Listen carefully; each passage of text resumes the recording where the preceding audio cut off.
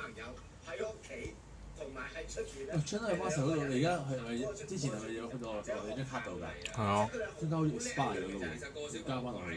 哦，成咁樣小朋友好雙面㗎，真係好嘢。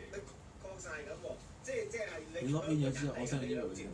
同埋你啱啱先見完家長嘅時候，嗰個老師啊講你個仔係點樣第二個人嚟㗎？係啊，好乖㗎，又專心又尊敬，又舉手又有禮貌，先鬥把聲喎，仲幫其他小朋友執垃圾添。係啊，幫我仲要執嘢走㗎嘛。你睇個班房幾次都係佢做啊，沖廁所鬧，即係好禮貌咁樣提佢啊，真係咁啊。係咯，即係點解會咁樣？就係陌生地方啊，係咪？